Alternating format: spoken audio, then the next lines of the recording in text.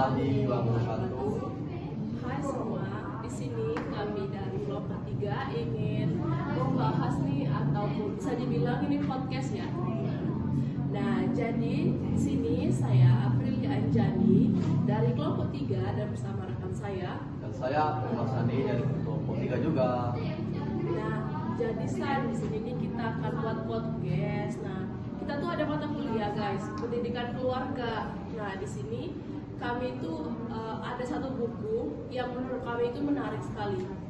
Judul bukunya itu Komunikasi Keluarga atau Family Communication, Jalan Menuju Ketahanan Keluarga di dalam Era Digital.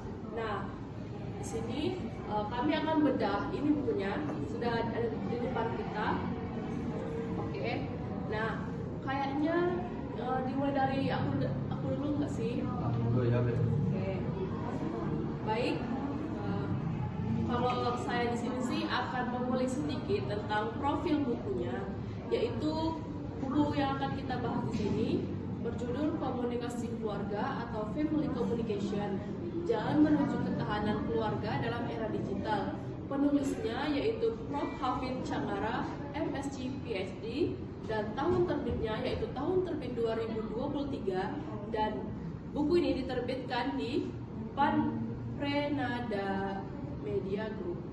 Jumlah halamannya ada 304 halaman dan 10 bab. Nah, terus di bab yang pertama itu kita akan membahas mengenai pendahuluan San.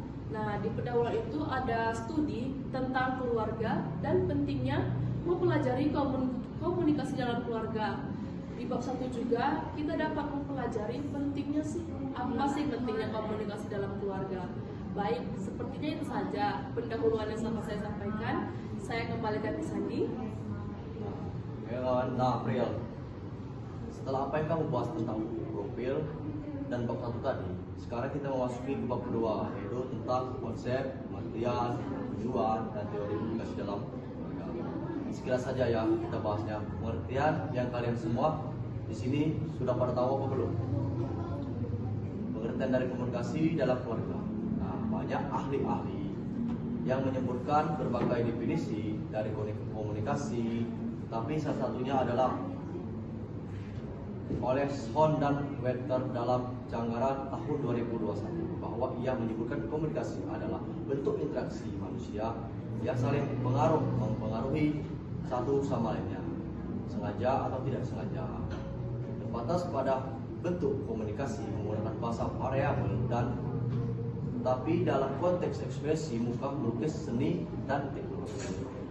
Banyak tipe-tipe yang terjadi berbagai komunikasi. Kita sebutkan beberapa saja ya teman-teman.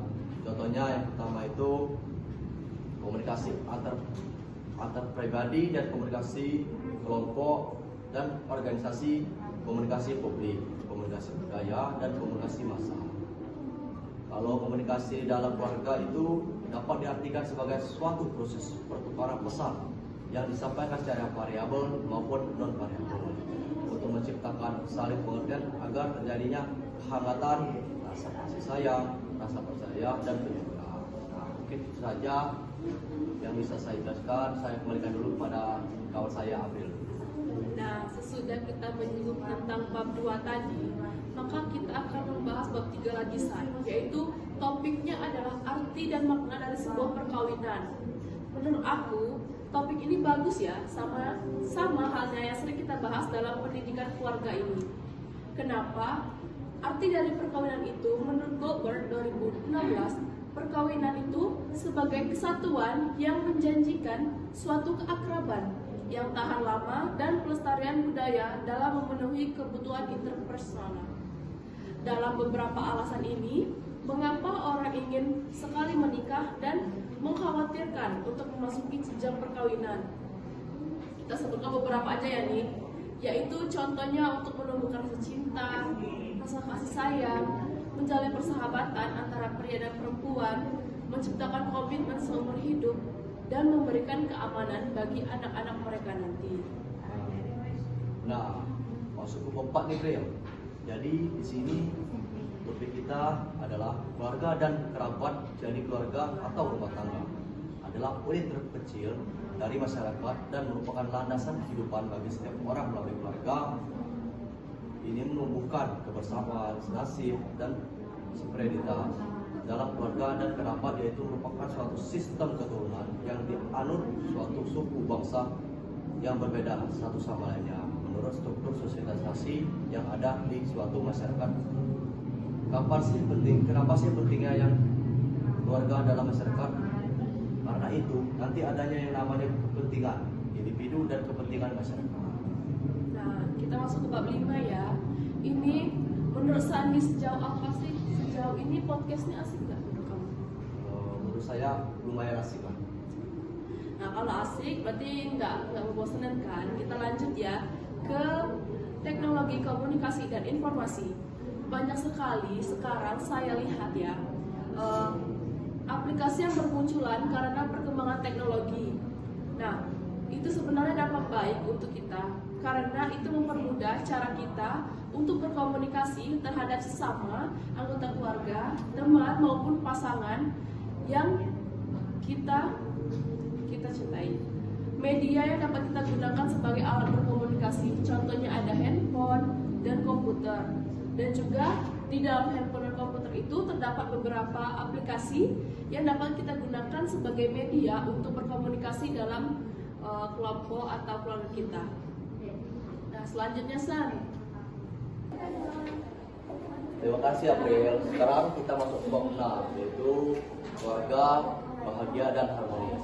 Setiap orang membangun rumah tangga yang keluarga bahagia dan harmonis adalah keluarga yang memiliki arti dan tujuan hidup dalam. Ketika seseorang sudah memilikinya, maka akan terasa yang terendah lebih mudah diatur dan tertinggi lebih mudah diingat.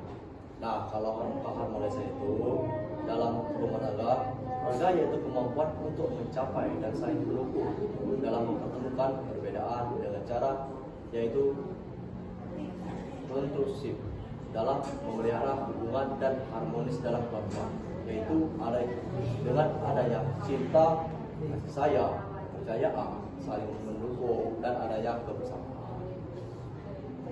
Nah, sudah dari itu San, kita juga ada topik yang bagus nih, yaitu ketidakharmonisan dalam keluarga yang akibat dari perselingkuhan dan perceraian.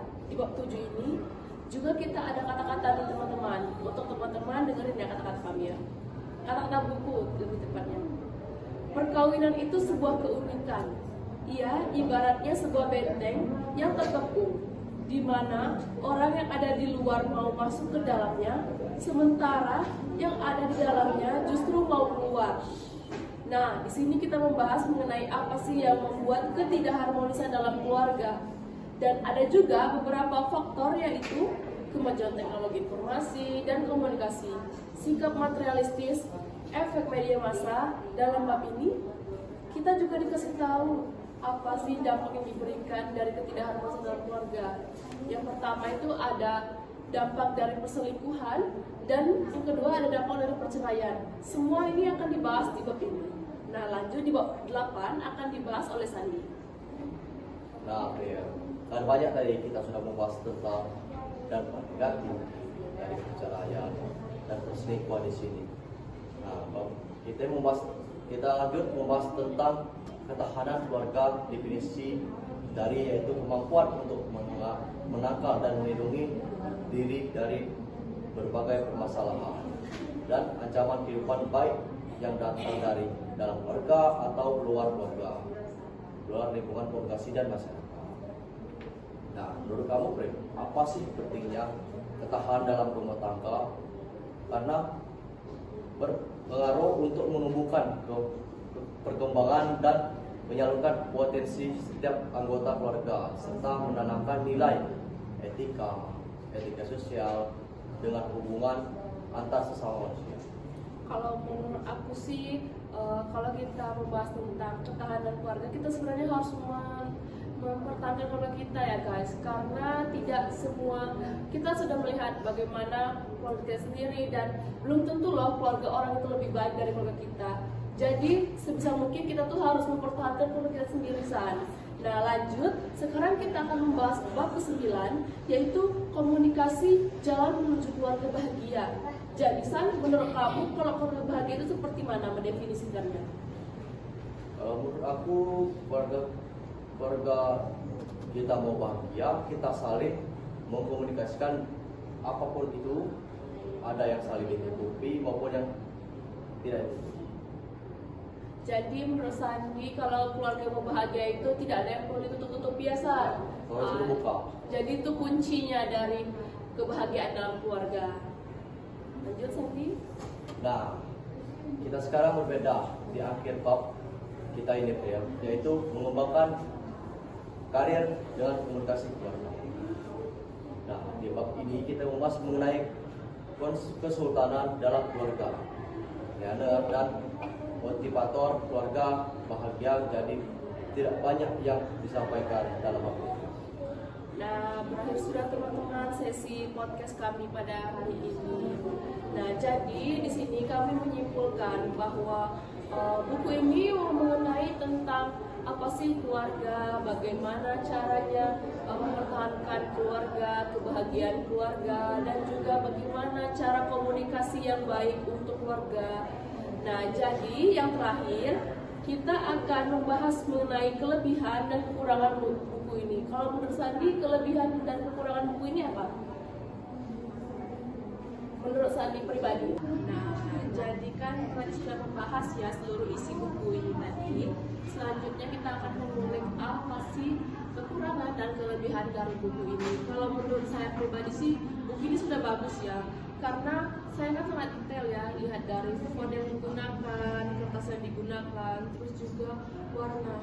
Nah, yang sangat saya banggakan dari buku ini adalah di dalam sini dia masih mengaitkan tentang ajaran-ajaran Islam, terus juga masih ada ayat-ayat Islam dan juga pokoknya kelebihannya di sana.